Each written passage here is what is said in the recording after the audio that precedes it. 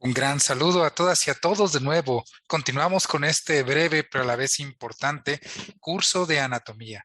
Con ustedes me vuelvo a presentar por si empiezan primero con este video. Soy el doctor Adrián Hernández y en la clase del día de hoy vamos a ver lo que es anatomía de cráneo y cara. Esta clase es muy importante porque en las anteriores ya vimos los conceptos y la terminología básica que se aplican dentro de la rama y la ciencia de la anatomía, así como los diferentes planos, la definición de huesos y músculos y lo que son los conceptos de circulación.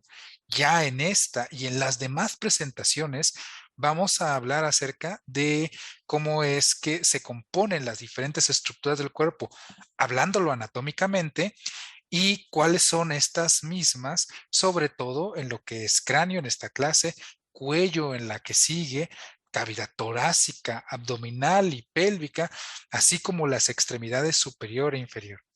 Entonces, sin más preámbulos, vamos a hablar acerca de la anatomía de cráneo y cara.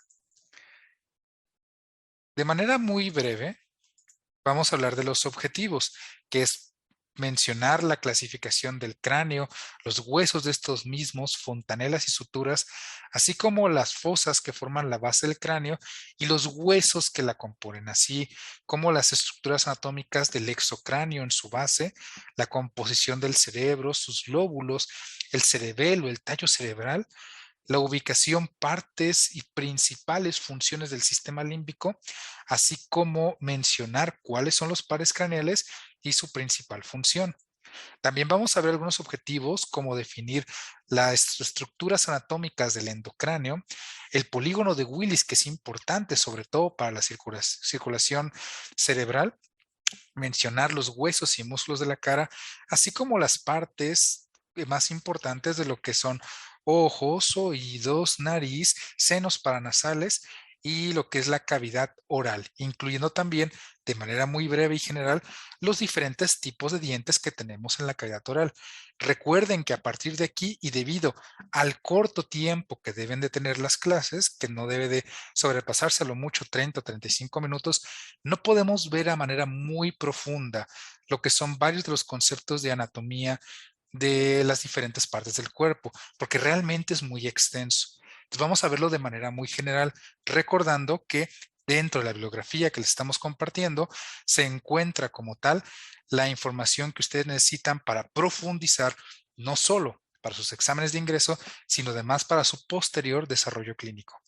No obstante, recuerden que cualquier duda o cualquier situación que tengan de conflicto, no duden en comentármelo para poder apoyarles como su docente del propedéutico.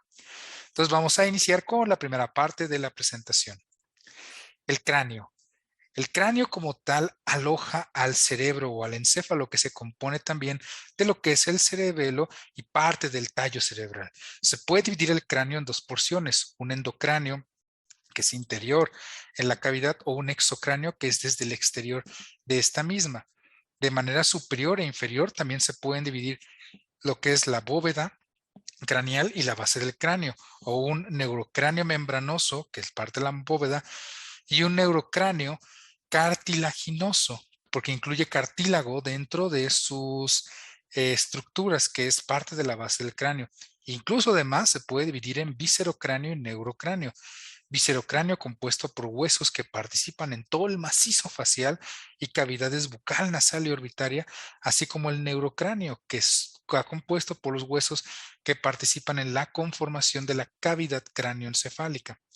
La cara como tal presta inserción a los músculos de la mímica, la masticación y aloja algunos de los órganos de los sentidos, los cuales vamos a discutir posteriormente. Asimismo, el cráneo está formado por diferentes huesos. Sobre todo hablándolo de manera muy específica, lo que es la base y la bóveda del cráneo, que vamos a ver, se forma por un hueso frontal, dos huesos parietales, dos huesos temporales, que creo que aquí no lo incluye en la presentación, disculpa, ahorita lo corrijo en la presentación normal, un hueso occipital, un hueso etmoides que se encuentra atrás de lo que es, o dentro de lo que es la fosa nasal y atrás del frontal, y un hueso esfenoides que se encuentra en la bóveda del cráneo y permite la entrada y salida de diferentes nervios y diferentes estructuras a lo que es la bóveda del cráneo. Todo lo que es el cráneo está cubierto por el cuero cabelludo y los huesos se unen por articulaciones como tal inmóviles, que ya lo habíamos visto en las anteriores presentaciones, que se conocen como suturas.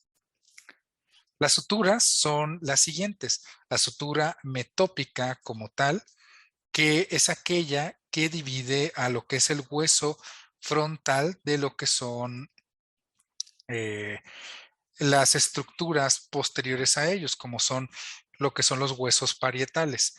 Asimismo, se encuentra también la sutura metópica. Es importante considerarla como una sutura que al final divide sagitalmente el cráneo.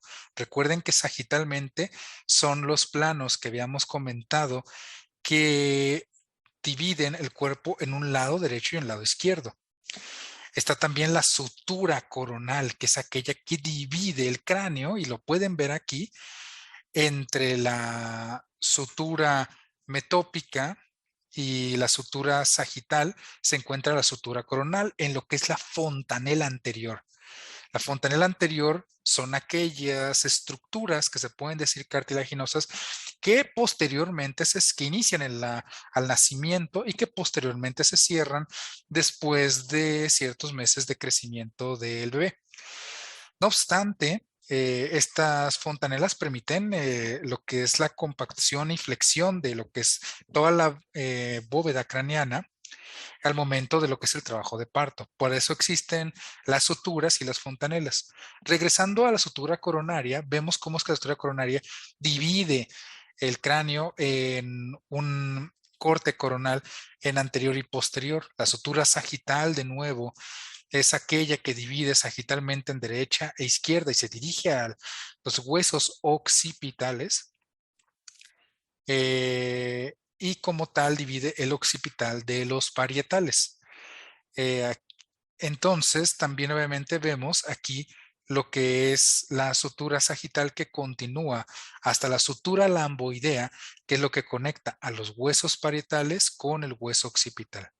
Entonces tenemos sutura metópica, dividiendo frontal con parietal, la sutura coronaria, sutura metópica que divide frontal con frontal, esa sutura coronaria que divide frontal con parietal, la sutura sagital que divide ambos parietales y la sutura lamboidea que divide el hueso occipital de los huesos parietales. Entonces tenemos 4 suturas como tal. Y como habíamos dicho, las suturas son aquellos sitios donde se articulan más de 2 huesos y las suturas son amplias, formando estas 6 fontanelas. 2 fontanelas impares y medias, que son la fontanela anterior y posterior, y 2 laterales y pares también, que son la posterolateral mastoidea y anterolateral esfenoidal. Como tal, las articulaciones de los huesos craneales son sin artrosis, que si recuerdan en la segunda presentación, son articulaciones inmóviles que fijan las piezas óseas entre sí por medio de cartílago o de tejido conectivo fibroso. Aquellos huesos que forman parte de la base del cráneo se desarrollan por osificación y se unen a través de lo que es la sincondrosis, o sea, a base de cartílago. Aquellos huesos procedentes de la bóveda del cráneo y los huesos también de la cara se desarrollan a partir de esbozos de tejido conjuntivo que se unen a través de la sinfibrosis o de las suturas. La sinfibrosis es que se unen a través de tejido conectivo fibroso. El límite entre la base y la bóveda del cráneo está representada por una línea circunferencial que va desde el surco nasofrontal hacia la protuberancia occipital externa. Entonces ustedes pueden hacer este surco si encuentran el surco entre la unión entre el hueso frontal y los huesos nasales y giran o más bien dirigen su dedo hasta la protuberancia de lo que es el hueso occipital, que es la protuberancia más externa. La base del cráneo soporta en su parte superior al encéfalo y se amolda a su forma presentando 3 fosas. Una fosa craneal anterior que incluye el hueso frontal, el etmoides y las alas menores del esfenoides. La fosa craneal media o temporal y que incluye a los huesos temporales y al ala mayor del esfenoides, y la fosa craneal posterior que incluye los huesos temporales y occipitales. Aquí podemos ver desde un corte transversal cómo es que se ve la base del cráneo en su lado exocraniano. Y podemos ver, por ejemplo, diferentes estructuras, entre ello las suturas interpalatinas o palatinas, los forámenes o cavidades donde entran y salen parte de lo que es la estructura propio que continúa hasta la médula espinal, así como los dientes. Recuerden que este es un corte transversal que divide de superior a inferior, visto desde abajo hacia arriba o de inferior a superior. Ahora, de manera muy breve, vamos a hablar acerca del cerebro. Vamos a regresar de todos modos a parte de la anatomía de cráneo y de cara para también continuar con lo que son los músculos de la cara, pero es importante irnos desde lo más superior hasta lo inferior.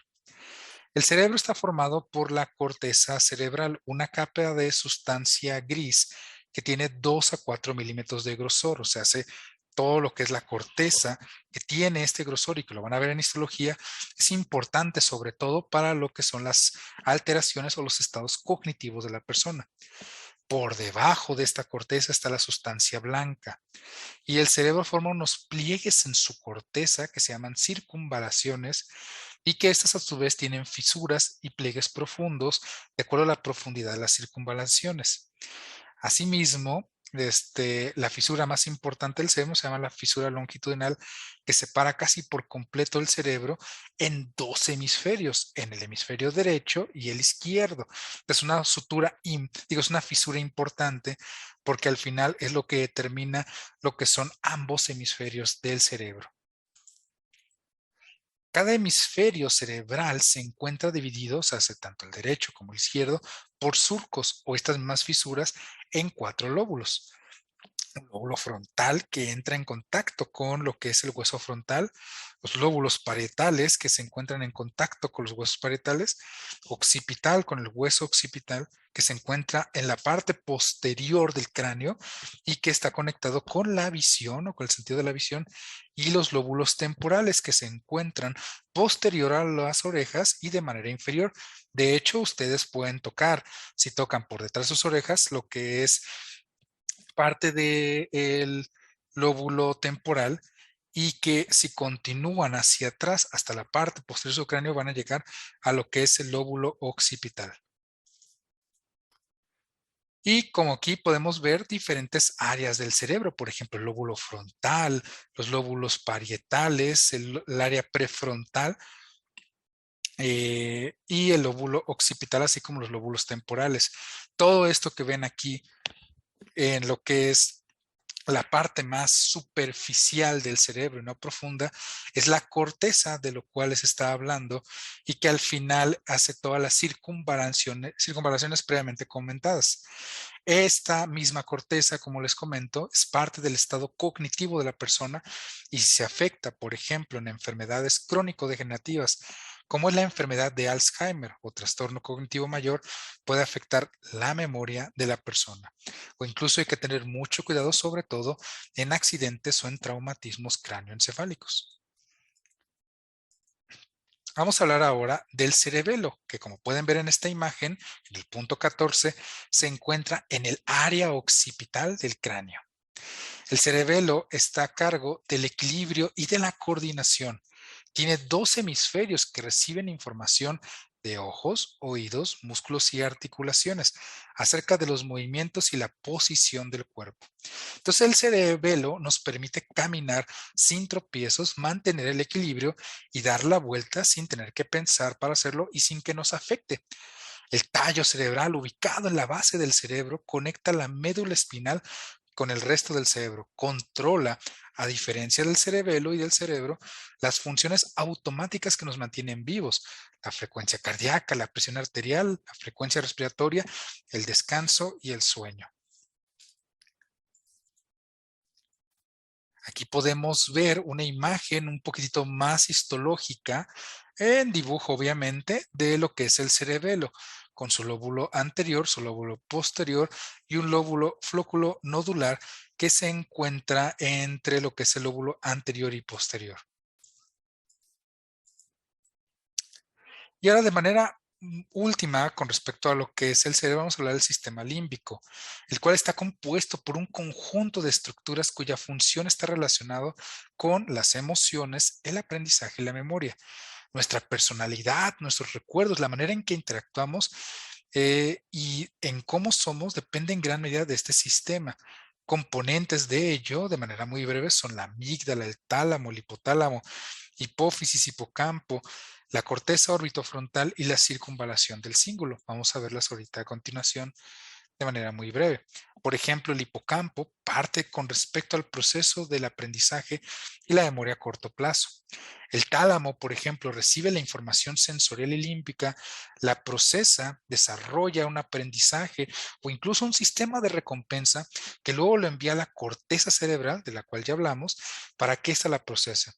Incluso el hipotálamo es una estructura debajo del tálamo, pues se llama hipotálamo, que vigila las actividades como la temperatura corporal e incluso el consumo de alimentos por toda esta conexión del sistema límbico. Entonces es importante conocerlo porque como tal se encuentra por debajo de la corteza, cerca del tallo y del cerebelo, y aquí podemos ver sus diferentes estructuras.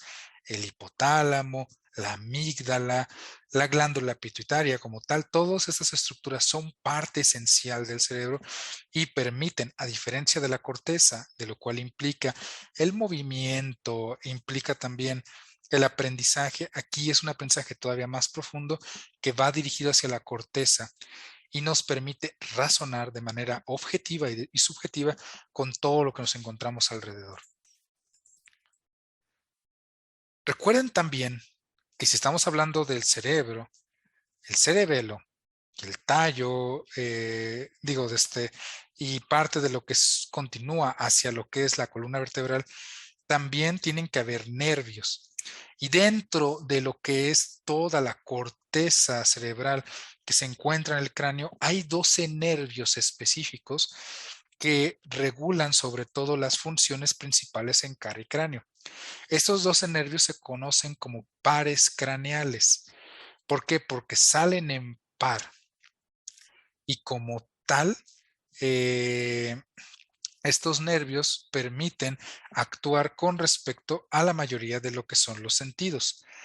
Y sobre todo, obviamente, todo lo que rodea las estructuras cercano a la cara y al cuello e incluso parte de la cavidad torácica.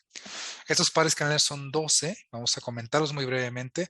Están el nervio olfatorio, parte de lo que es oler y percibir colores, nervio óptico, seguido del oculomotor o motor ocular común, y el cuarto nervio par o nervio par patético, que implica una mirada hacia abajo y hacia lo que es la línea media, si se puede decir.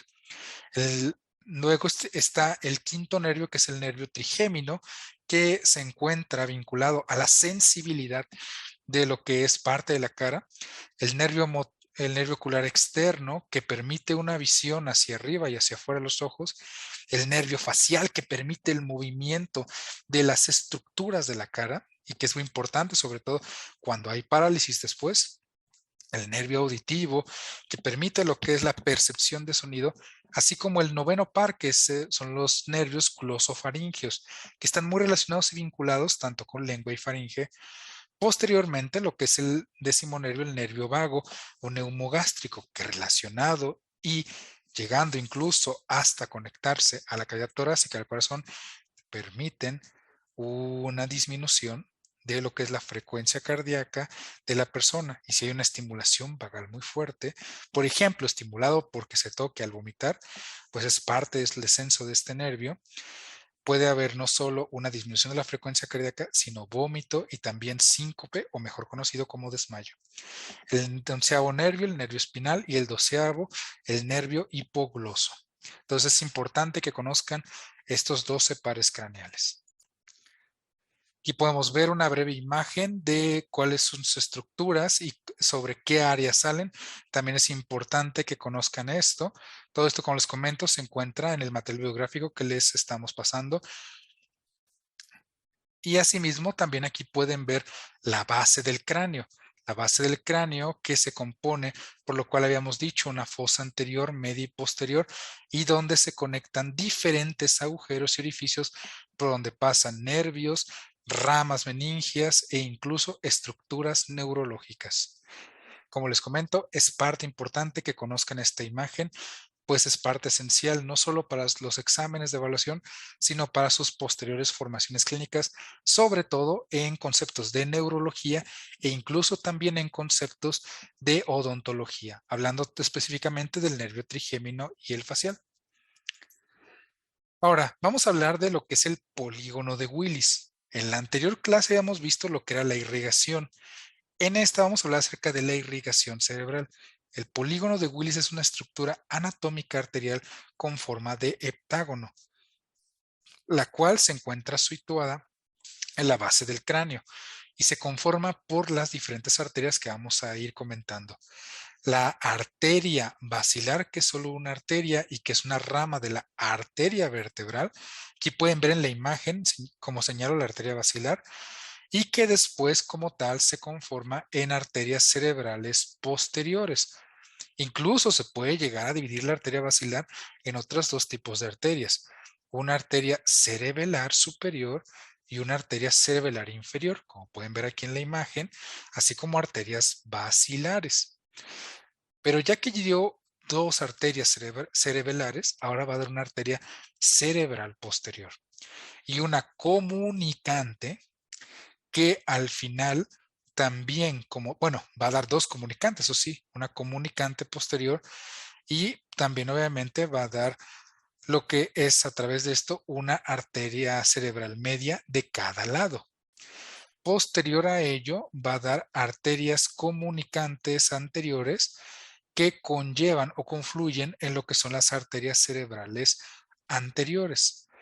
También obviamente va a dar arterias oftálmicas, arteria estrada medial y la arteria cerebral media también obviamente va a estar comunicado con la arteria carótida interna.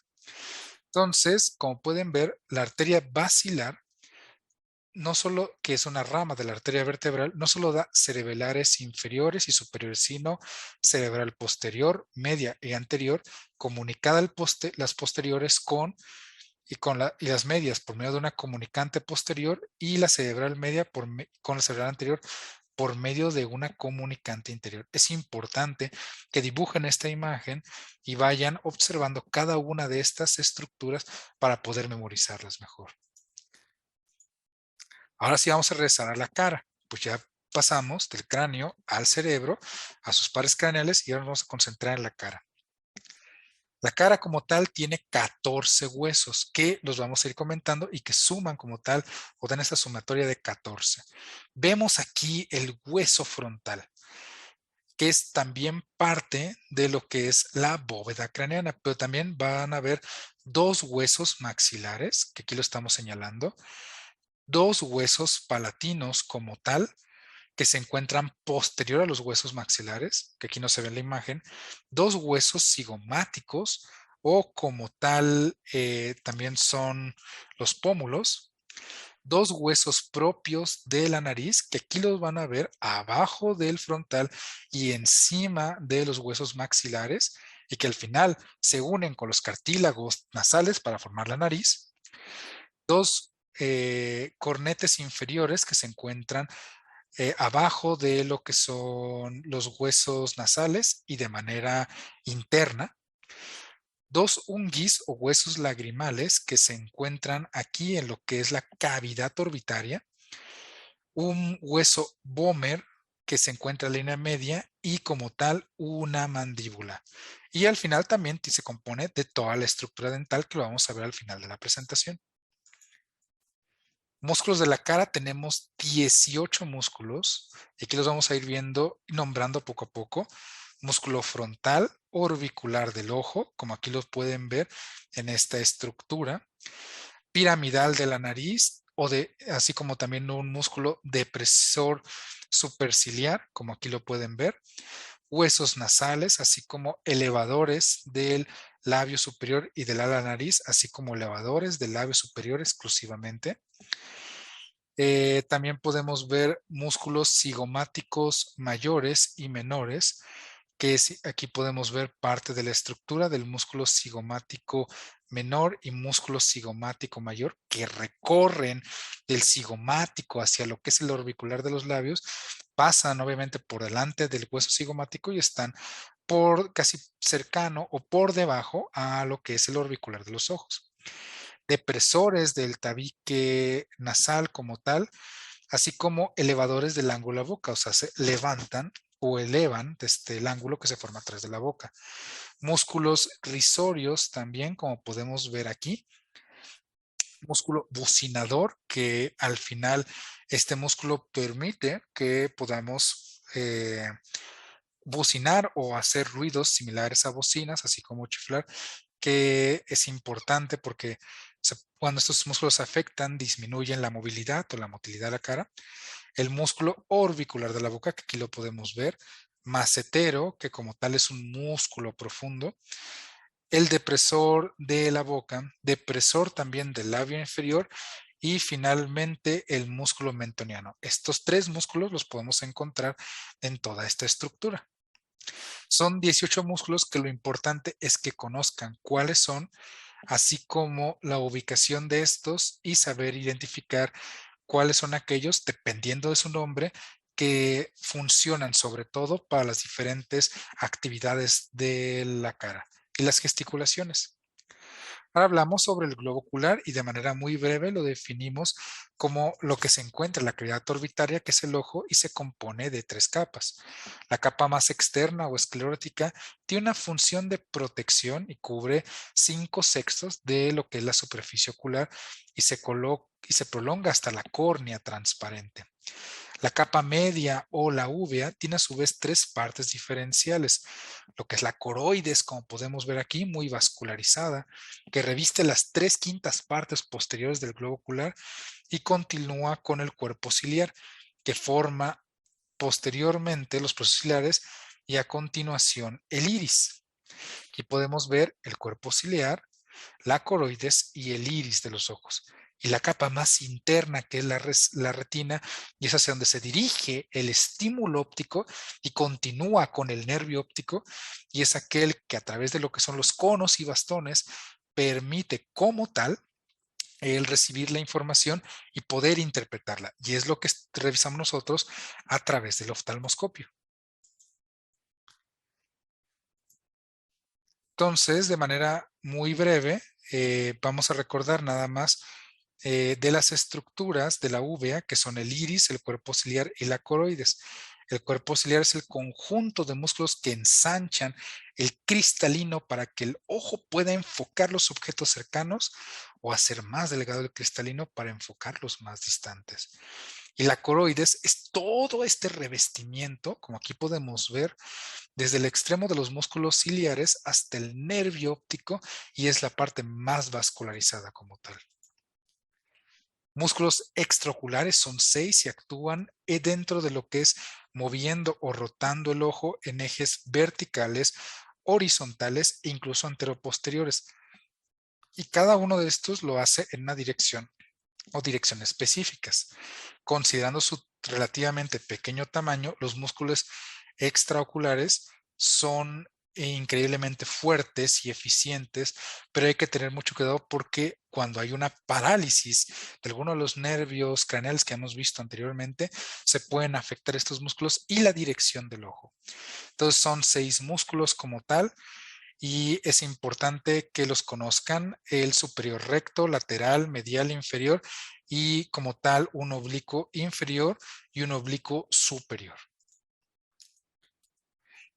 El oído se divide prácticamente en lo que es un conducto auditivo externo que va desde el lóbulo de la oreja hasta llegar al tímpano, un conducto auditivo medio o oído medio, si lo traducimos directamente del inglés, que es donde se encuentra prácticamente los huesecillos que permiten la transmisión del sonido. Pues ya recuerden que habíamos visto en la clase de osteología cómo es que los huesos pueden transmitir sonido, y un conducto auditivo interno donde está el nervio cócleo vestibular y que al final se conecta con el octavo par craneal, y que tiene a través también lo que son los laberintos óseos y el laberinto membranoso que permiten que el sonido obviamente no solo entre a lo que es esta parte de lo que es el oído, sino que además a través de sus diferentes estructuras permitan el equilibrio con respecto a que uno pueda percibir a través del sonido un equilibrio constante al caminar o al estar dirigiéndonos hacia un lugar. Entonces el sonido tiene muchísimo que ver con los conceptos de equilibrio que al final lo regula el cerebelo. El oído externo, como hemos dicho, recoge y canaliza el sonido hacia el conducto auditivo y dirige el sonido dentro del oído hasta llegar al tímpano. El oído medio es la membrana timpánica que convierte el sonido en vibraciones y además se conecta con los huesecillos con respecto que van directo hacia el conducto auditivo interno.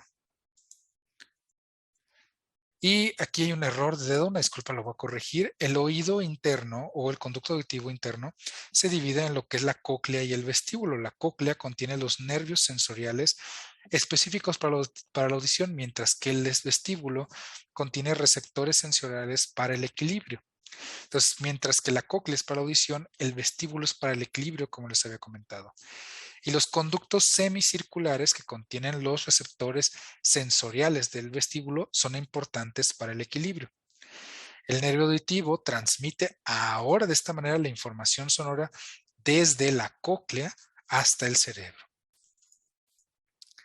La nariz, ahora pasando a otra estructura de la cara, es el órgano del olfato que se ubica en la línea media de la cara y en su parte interna se encuentra por arriba del techo de la boca y en su parte superior se encuentra obviamente cercano a lo que es posterior a los huesos nasales al hueso frontal. El armazón de la nariz está constituido por huesos y cartílagos duros y cartílagos blandos. Aquí podemos ver lo que son los huesos nasales y la piel que recubre al cartílago, a los cartílagos laterales superiores, porque son en par, a los cartílagos laterales inferiores y a cartílagos accesorios, así como a tejido fibroso junto con tejido graso, que es parte de lo que son las alas nasales. Senos paranasales, que también es parte importante del estudio del cráneo, son conductos interiores al cráneo que son huecos y que además se encuentran recubiertos por una membrana mucosa y microvellosidades que ayudan a que filtre el aire. Como son conductos huecos, aquí es donde entra el aire y permiten que el cráneo, junto con no solo su base, sino que su bóveda, no sea pesado, porque al final es una estructura pesada. Estos senos paranasales, como había comentado, son pares, están llenos de aire y se encuentran importantemente recubiertos de lo que es esta membrana mucosa. Tenemos como tal los senos maxilares, senos etmoidales, seno frontal, así como un seno esfenoidal cercano a lo que es el hueso esfenoides.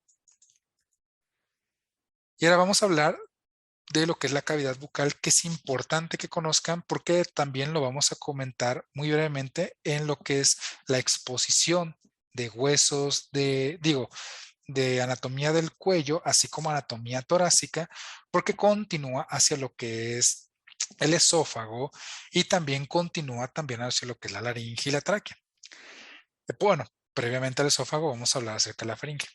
¿Qué es la cavidad bucal? La cavidad bucal, o también conocido como boca, o cavidad oral es la primera parte del sistema digestivo. O sea, el sistema digestivo también incluye la boca y es encargado de articular la voz, degustar, masticar y comer como tal o tragar alimentos.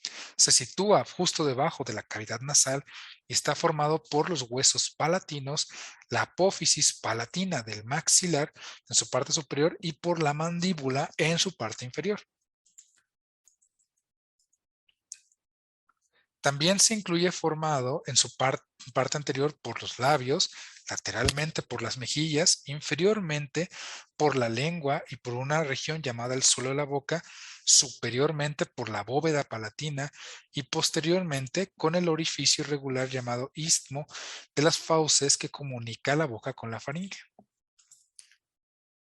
La parte superior de esta boca se encuentra cubierta por una membrana que se llama el paladar y la parte delantera consiste en una porción ósea que es el paladar duro y que como tal su parte posterior es carnosa y se denomina paladar blando. El paladar duro separa la boca de la nariz que se encuentra por encima de ella, mientras que el paladar blando forma una cortina entre la boca y la garganta y posteriormente, como podemos ver aquí en la imagen, contiene la úvula. Por otro lado, las amígdalas están ubicadas a cada lado de la úvula y parecen pilares gemelos que sostienen la abertura hacia la faringe y que son lo que entra en contacto principalmente, sobre todo cuando hay procesos de infección que entran por la boca. Estamos hablando de infecciones, en este caso, por vías aéreas. Por eso, lo primero que se revisa dentro de un diagnóstico clínico, tanto médico así como odontológico, es ver si no se encuentran afectadas las amígdalas y que esto posteriormente también afecte la faringe, lo que es el famoso diagnóstico de faringoamigdalitis. Ahora, hay 3 pares de glándulas salivales en las paredes de lo que es toda esta cavidad bucal y en la parte inferior, que como tal secretan saliva, que contiene la saliva una enzima digestiva denominada amilasa, que permite la descomposición de los carbohidratos incluso antes de que ingresen al estómago, que incluso ayuda bastante a este mismo proceso de digestión. Y como tal, parte de las glándulas que vamos a ver o tienen que conocer son la glándula parótida, glándulas parótidas accesorias, glándula sublingual, que se conoce así porque se encuentra por debajo de la lengua, y glándula submandibular, que se encuentra abajo de la mandíbula. Y también nos encontramos con la cavidad bucal, que con respecto a los dientes se dividen en dientes incisivos, caninos, premolares, molares y terceros molares. Si pueden ver la imagen, podemos ver aquí que los incisivos se encuentran en la parte delantera y son 4 en la base y 4 en la base y en la parte superior, dando un total de 8. Los caninos al lado de los incisivos, como pueden ver, tanto en su parte superior como inferior, son un total de 4, 2 arriba, 2 abajo. Los premolares son aquellos que están por detrás de los caninos y hay un total de 4 premolares por cada maxilar, o sea, 2 de cada lado en la parte de arriba, es un total de 4, y 2 de cada lado en la parte de abajo, o sea, es un total de 8. Los molares como tal se sitúan por detrás de los premolares y estos como tal se dividen en 3. ¿Por qué 3 y no 2? Porque son primeros molares y segundos molares los que usualmente se encuentran en la boca y también los terceros molares o llamadas muelas del juicio. Como tal, los primeros y segundos molares son aquellos que se encuentran originalmente antes de que protruyan los terceros molares y que son parte de lo que es la estructura de la cavidad bucal de un adulto. Los terceros molares después brotan y son aquellos que se quitan por medio de cirugía. Entonces los consideramos como 3, aunque originalmente se quitan los terceros molares como parte de lo que es la cirugía que se está haciendo. Entonces recordemos que tenemos 2 caninos, un incisivo, 2 premolares y 3 huesos, 3 dientes molares, incluyendo los terceros molares. Son con un total de 16 en la parte superior y 16 en la parte inferior, lo que nos da 32 dientes. Si quitamos como tal estos 4, si quitamos como tal estos 4 de molares, obviamente nos quedamos con 28 dientes. Entonces es importante como tal considerar que los terceros molares son parte de la estructura ósea de los infantes hasta que estos se quitan ya antes de que llegue a la edad adulta. Finalmente está el tejido dental, donde está lo que es la pulpa, que es la porción más profunda del diente y es blanda, y consiste el tejido conectivo nervios y vasos sanguíneos que nutren al diente, la dentina que rodea la pulpa y que es una sustancia amarilla que consiste en sales minerales y agua y construye la mayor parte del diente y le da al diente su coloración ligeramente amarilla. Y el esmalte, que es el tejido más duro del cuerpo que cubre a la corona. El cemento que se encuentra por debajo de la línea de las encías es una capa ósea que como tal recubre o cubre el exterior de la raíz del diente y sostiene los dientes en lugar dentro del hueso de la mandíbula. Entonces, estas son las partes más importantes que se conocen sobre el tejido dental. Y con ello terminamos la clase de anatomía de cráneo y cara y continuaremos con la clase de anatomía de cuello. Como les comento, estas clases van a ser lo más generales posibles, ya que el material didáctico que les compartimos contiene la información correspondiente a ello. Sin embargo, si tienen alguna duda o pregunta, pueden contactarme para poder ayudarles a la brevedad posible. Sin nada más que decir, les agradezco de nuevo su tiempo y nos vemos en la siguiente sesión. Muchas gracias. Hasta luego.